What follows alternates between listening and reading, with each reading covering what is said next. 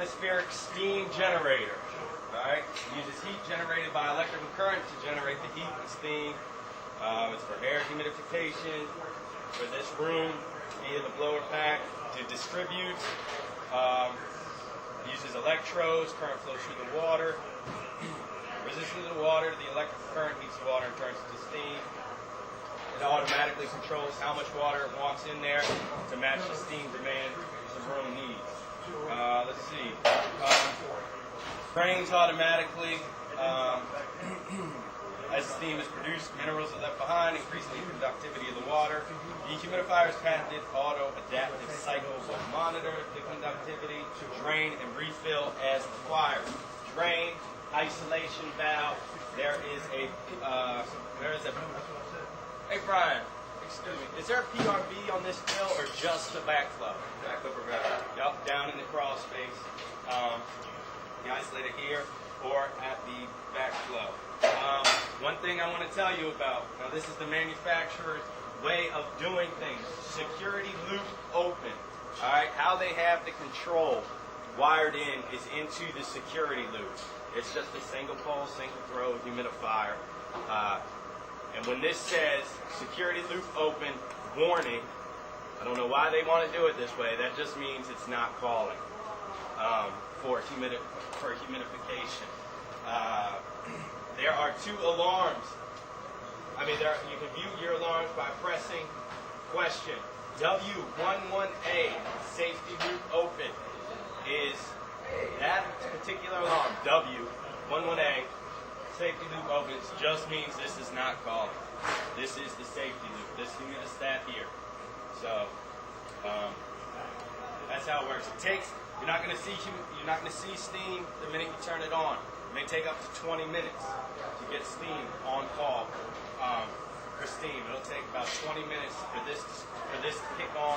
You see steam here, this will kick on, and it'll distribute the steam as needed. But that's something I wanted to tell you about. Is the W11A is the humidistat. So it's normal operation. That's normal. I don't know why. It says warning, but the manufacturer, that's how they have it. It's subtle enough that a steam humidity source right next to a SCADA rack is not a problem. This is the return. Yeah, it's not an issue. Apparently, that was all addressed at design and build stage, so it is not an issue.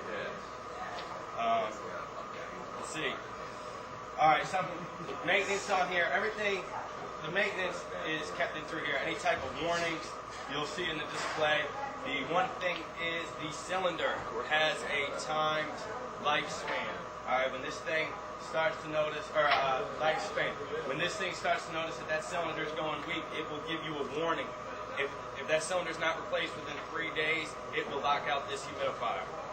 The procedures for the cylinder replacement are in the IOM, and it will tell you, the cylinder life expectancy up, 72 hours later, it'll lock it out from operation. Yeah, it's probably a good thing to have on hands. All right, now for real, this time, that concludes everything I have. If y'all have any questions? The cylinder is about an annual.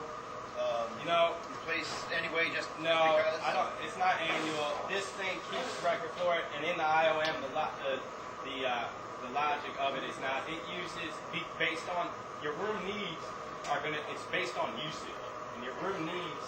Each room needs a different time. So depending on how much humidity we need here, plus the quality of the incoming water too. Yeah, plus the quality of the incoming water is all going to affect its life expectancy. So we'll find out here shortly how long it lasts. All right. So if there are no questions for this stuff, we can move on to Don, and he will talk about a couple things. All right, step on down here, gentlemen. Hey, it's all yours.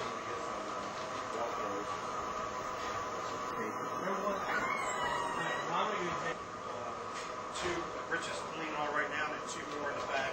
A, B, C, and D, yes.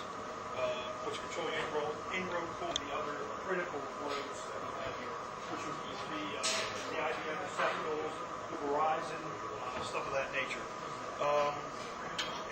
this goes through diagnostics system itself. It will tell you what's failing.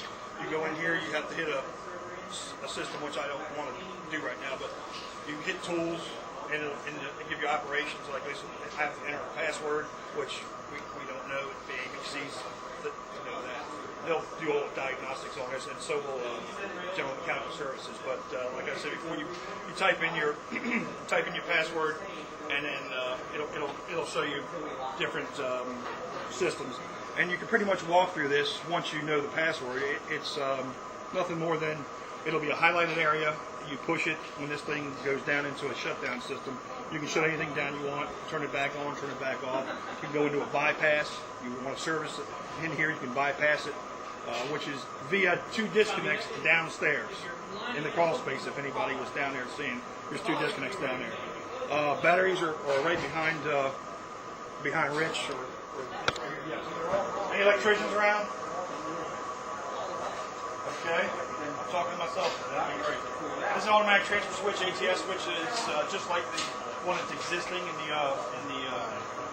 electrical room, which would be G13, the main electrical room. So this sets this voltage as long as it's on normal voltage. It doesn't sense a failure. It's working fine. As soon as it senses a failure, okay, it will start the generator on the outside of the building, which is on the outside of G13. Once, of course, it senses the normal voltage coming back, it will transfer itself back over from emergency back onto normal voltage. And the generator will run about 15 minutes for a cool down system, and that's normal for everything. This also will exercise your generator once a week, and I believe it's on Tuesday at 7:30 in the morning. And right now we're working tandemly between this transfer switch and the one in the main electric room.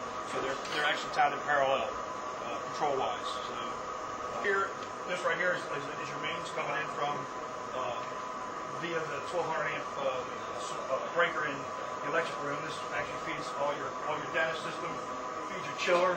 We have new tags going here. Your 225 amp, 225 kVA transformer downstairs, which is a step up transformer. We're taking 208 3-phase and stepping it up to 480 volts, which in fact feeds your UPS system, which in fact turns it back over to 208 in your PDUs, steps it back down again. So that's the system we have.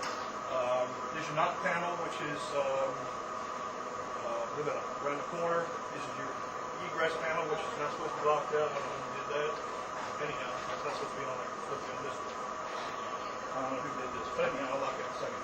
Your NGG is your panel around the corner.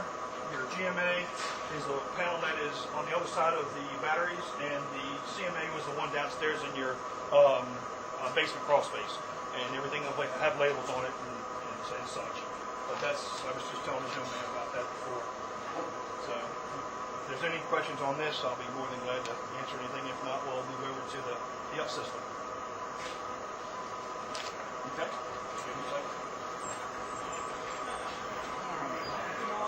Up system. This is your UPS system. Pretty much it's self-explanatory. This unit here is 480 volts. I was saying before, sorry if I'm interrupting. We're stepping up the voltage. Your EPO buttons. Wait till they get down. Right. EPO buttons. If you were to push this button, it's going to shut down the UPS system and all critical loads. Once it's been pushed in, once you push it in, you have to pull it back out, okay, and then reset your main electric panels in here. The only thing they want to shut down is this button right here. That here, that's the abort for your ATS. It's not ATS.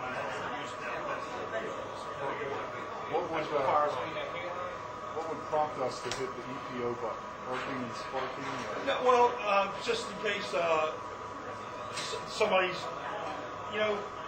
I've never seen anybody hit the EPO button. It's a good question, but the only time you really, I believe, would be hitting would be yes. In case of a failure that you're having a problem, maybe batteries are short out, hit this, it's going to disconnect your line side. It will not disconnect the batteries. It'll disconnect the batteries from the UPS system, but it will not, you'll have to respond to the battery problem if you do that. But in case one of the PDUs fail or something, you can hit it this way also, or you go to the over to the main switchboard to shut it off also. But The I'm only reason that button should be depressed is if there's an emergency, if something's on fire, or there's somebody getting electrocuted. well, that's the I was only gonna say. Nobody but ITSD should push that button otherwise. Yeah. Fire or life threatening. That's it. Yeah. That's the only two ways, yeah. But I didn't want to. I got you. I don't think it's paid on. What No. is it? What, It's a dry system. It's a dry system. It's a dry open There's system. nothing that you got to worry about coming in here. What is it? I'm sorry. You need to get out. If that blue light, goes on, you need to get out. Do you don't have nothing on the outside of there? Yes. There is a red light on the outside here. All right. That's the system discharge. All the bottles that are in the crawl space now, the existing system, that's all going to be disabled when we do phase 2. That system, that CO2 system, too. Without further ado, you guys enjoy yourself. I hope you got it all. Any questions, you can call